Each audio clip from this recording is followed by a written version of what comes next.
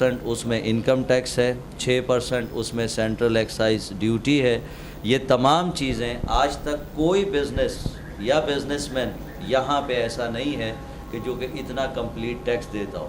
Ferguson ہمارا audit کرتی ہے اور اس وقت یہ 26 کروڑ کا ٹیکس ہم گورنمنٹ آف پاکستان کو دے چکے. میں گورنمنٹ کی بات نہیں، جو عوام آپ کے ساتھ آ رہے ہیں ان کے ساتھ آپ کیا کریں گے؟ اللہ نہ کرے یہ کمپنی کے ساتھ ایسا نہ ہو جیسا کہ پہلے لوگ کرتے آئے، آج تک ہوا. پاکستان میں دیکھ لیں ہسٹری پرانی ساری نکال کے، بڑی بڑی کمپنیاں آئیں. اگر اس کے ساتھ ایسا ہوا تو آپ 35,000 بندے کو کیا جواب دیں گے؟ ہاں، اس کے لیے بھی آپ کو بتا دوں کہ یہاں کوئی انویسٹمنٹس نہیں ہیں. یہاں کسی بھی شخص کا 18,900 سے اوپر کا انویسٹمنٹ بھی ہم نہیں کہیں گے، ایکسپنس نہیں ہوا ہوا. 18,900 ایکول ٹو میرا خیال ہے شاید $300 کے برابر بنتا ہے، اور اس کی بھی اس نے چیزیں لی ہیں. اب میں تھوڑا سا آپ کو یہ بتاتا چلوں کہ یہ ہے کیا. بڑا مسکنسیپشن ہے. یہ ویسے ہی ہے، یہ ایک انٹرپرینیورل اپرچونٹی ہے عوام کے لیے کہ میں، آپ یا ایسا کوئی نوجوان یا کوئی شخص بزنس کرنا چاہتا ہے تو پاکستان میں ایک اچھے بزنس کے لیے، وائٹ کالر اچھے بزنس کے لیے 50 سے 60 لاکھ روپے درکار ہوتے ہیں.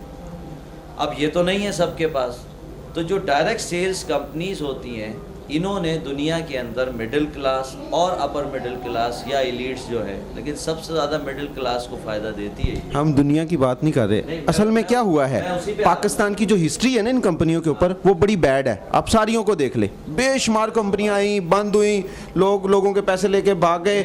مجھ سے زیادہ شکار کوئی نہیں ہے اس میں. ہاں یس، سب سے بڑا شکار میں خود ہوں. ہاں جی، آپ کا چہرہ ہی تو ابھی وہ سارے پرانے لوگوں نے دیکھا، ایک نئی کمپنی آئی ہے اس کے پیچھے دوڑ لگا دی. لوگ میرے چہرے پہ کیوں آئے کہ میں نے اس وقت اس کمپنی کو چھوڑا تھا جب میں پیک کے اوپر تھا. یعنی جو یہاں پہ شاید بہت بڑا CEO جو تنخواہ لیتا ہے، میری انکم اتنی تھی تو میں نے غلط کے اوپر اس کو چھوڑ دیا تھا. سرکاری نوکری پہ مسئلے آئے، میں نے اس کو چھوڑ دیا تھا. میں مطلب وہ والا کیس نہیں ہے کہ ٹھیک ہے جی بس میں ذرا، کل کو ٹینس پہ بھی مسئلہ آئے گا، آپ ٹین چھوڑ دیں گے، لوگ جہاں مرضی جائیں. نہیں، ایسا نہیں ہے. جب میں نے چھوڑا تھا تو چھوڑنے کے ساتھ ان کو ختم بھی کیا تھا. ایک ہوتا ہے کہ آدمی صرف کہہ دے یہ غلط ہے، ایک ہے کہ اس کے آگے ڈٹ کے کھڑا ہو چاہے اکیلا ہو، پھر اللہ تعالیٰ اس کو ساتھی بھی ایسے دیتا ہے. ان سب کو گرایا ہے، ان سب کو ختم کیا ہے کہ یہ ٹھیک ہے اور یہ غلط ہے. ان کا مقابلہ کیا کمپنیوں کو، جی ان کا مقابلہ کیا باقاعدہ. آپ کو تو پتہ ہے یہ انڈر ٹیبل کیسے چلتا ہے. کوئی گورنمنٹ کسی کوئی قانون نہیں ہے، کچھ نہیں ہے. وہ تو ڈائریکٹ، میں نے آپ سے کہا نا، جان کا خوف، مال کا خوف، عزت کے چلے جانے کا خوف، تھریڈنگ، یہ سب آئی ہیں، یہ سب فیس کی ہیں. جبکہ بڑا آسان تھا کہ ٹھیک ہے جی اٹھ کے جیسے سب دبئی چلے جاتے ہیں تو دبئی چلے جائیں. ان کو اللہ نے اتنی طاقت دی، اللہ نے اتنی توفیق دی کہ ان سب کو گرایا ہے، اور آج الحمدللہ یہاں پر کھڑے ہیں. اور اب آپ کے سامنے کہ کس تیزی سے اوپر جا رہا ہے. دوسرا، وہ جو آپ نے بات کی تھی نا کہ اب ایسا نہ ہو جائے، تو ظاہر ہے کہ آپ سے زیادہ تو مجھے اس چیز کا خوف تھا کہ اتنا بڑا ایک اسٹینڈ لیا ہے تو کہیں پھر سے تو نہیں کچھ ہو جائے گا. تو اس میں ایک ڈائریکٹ سیلز ایسوسی ایشن ہے، آپ کو اس کی ویب سائٹ بھی بتاتا ہوں، DSAORG. اس پہ کوئی بھی شخص جائے، جیسے ہم گاڑی لینے جاتے ہیں، ہم اس کے کاغذ چیک کرتے ہیں. کوئی سستی سی بھی دے دے تو ہم نہیں لیتے کہ یار پہلے کاغذ چیک کرو. ہم گھر لینے جاتے ہیں، تمام ڈاکومنٹ دیکھتے ہیں. اگر ایک ڈاکومنٹ بھی کم ہو، چاہے وہ گھر آدھی قیمت پہ، ہم نہیں لیتے. لیکن جہاں مستقبل لگانے جا رہے ہیں وہاں ہم کچھ بھی نہیں دیکھتے، بس وہ شو شاہ دیکھیے، ہاں جی بس ٹھیک ہے شروع ہے. یہاں پر ایک لا ہے جو کہ DSAORG پہ جب جائیں گے تو آپ کو نظر آئے گا، اور پورا ویسٹ، پورا فار ایسٹ اور نارتھ امریکہ، یہاں وہ لا امپلیمنٹ ہوا ہے. وہ کمپنی جس کی اپنی ریسرچ نہ ہو وہ یہ کام نہیں کر سکتی. جس کا اپنا مینوفیکچرنگ یونٹ نہ ہو، وہ بھی WTO اسٹینڈرڈس پہ، وہ یہ کام نہیں کر سکتی.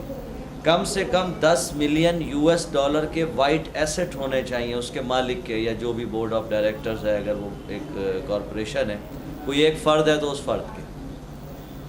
اگر یہ تینوں چیزیں ہوں گی تو الٹیمیٹ آپ کے پاس مونوپلی ہوگی، اجارہ داری ہوگی. چیز میرے یا میرے جیسے سب ساتھیوں کے پاس سے ہی وہ پروڈکٹ ملے گا. برہان صاحب پلیز، ہم پہلے اس کو یہ کلیئر کر لیں کہ یہ جو مطلب پہلی بات مطلب ہے، ہم وہ کمپنی کی تعریف میں اور بیس میں نکل گئے، یہ کیسے آئی، کیوں ہوا. ہم پہلے اس کو کلیئر کرتے ہیں کہ آیا یہ جو کمپنی ہے جو آپ نے شروع کی ہے، اس کے جو لوگوں نے آپ نے کہا 18,000 سم تھنگ ان کا مطلب ہمارے پاس انویسٹمنٹ انوالو ہے انویسٹمنٹ نہیں جو انہوں نے خرچ کیے ہیں, لیکن جو آپ کا پی وی ہے وہ $1 کے مقابلے پہ ہے. ایک پی وی $1 کا ہے. ایک بندہ کہتا ہے میرے 70,000 پی وی ہیں, تو وہ $70,000 کا مالک ہے. آپ نے اس کو کہا یہ $70,000 ہے, وہ $70,000 اس کا کہاں ہے پاکستان کے اندر؟ 35,000 بندہ ہے, اس میں سے 10,000 لوگ ایسے ہوں گے جن کے 50,000 سے اوپر ڈالر ہیں, وہ کہاں ہیں پاکستان میں اس کمپنی کے ایسٹس؟ اس کمپنی کی ان کو انکمز ملتی ہیں ہر منتھ, جتنا وہ کام کرتے ہیں ان کی انکمز ان کے اکاؤنٹ میں آتی ہیں. جیسے اگر کہ آپ نے نا 70,000 پی وی کا کام کیا ہے, تو جس طرح ہم ہوتا ہے نا کہ اگر 1 کروڑ کی سیل کسی بھی جگہ بناتے ہیں تو اس میں ظاہر ہے 10 لاکھ 5 لاکھ انکم آتی ہے اس شخص کو. اسی طرح یہ اتنی انکم ٹیکس پیڈ ہر مہینے ان کے اکاؤنٹ میں جاتی ہے, جو یہ لیتے ہیں اسی کو ہم منتھلی انکمز کہتے ہیں. آپ کے خیال میں ٹینز ایسا کام نہیں کرے گی جو پہلی کمپنیوں نے کیا ہے؟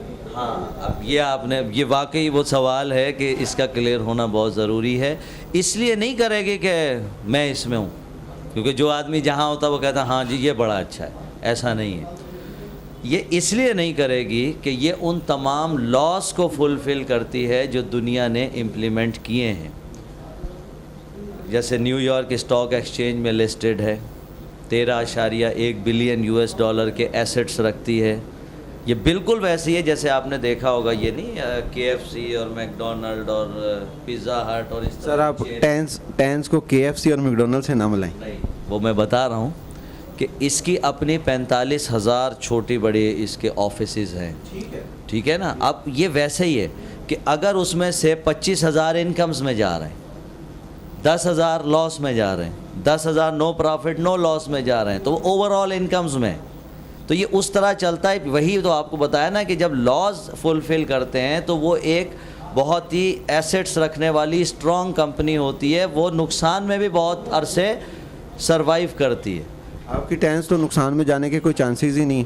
یہاں الحمدللہ وہی والی بات جو آپ نے پہلے کی تھی کہ لوگوں کے ساتھ اتنا کچھ ہوا, تو جو چیز جہاں سے گھومتی ہے ملتی وہیں سے. تو جب ایک صحیح چیز آئی وہ لوگ اتنی تیزی سے آئے.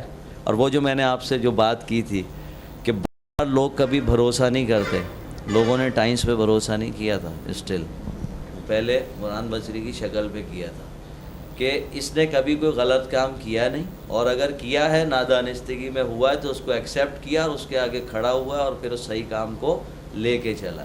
تو ایک آواز پہ دوبارہ الحمدللہ لوگ واپس آئے. اب خوش قسمتی ہے کہ جب ہم باہر گئے تو ہمیں تو خود نہیں پتہ تھا کہ یہ اتنا بڑا کمپنی ہے. ہماری بھی مطلب ایک جنرل ویژن تھا کہ ٹھیک ہے بڑی ہے, لیکن اتنی اسٹرانگ کمپنی ہے وہ ہمیں بھی نہیں پتہ تھا. جس وقت ہم سب کو ایوارڈز ملے ہیں جکارتا میں 1 لاکھ لوگوں کے سامنے, اور اتنا بڑی گیدرنگ, اور سارے بڑے جو DSA ہیں اس کے چیئرمین اور جتنے بھی وہاں پہ کامرس کے جو وزیر ہوتے ہیں یا ان کے سیکریٹریز ہوتے ہیں وہ سب وہاں پہ, یونائٹڈ نیشنز کے نمائندے وہاں پہ, ان کے سامنے جب یہ سب چیزیں ہوئی ہیں تو ظاہر ہے ہمیں بھی بہت زیادہ اطمینان ہوا کہ اللہ تعالیٰ نے ہمارے ہاتھوں سے ایک اچھا کام جو ہے وہ لے لیا. اچھا برہان صاحب, آپ ایسا کیوں نہیں کرتے؟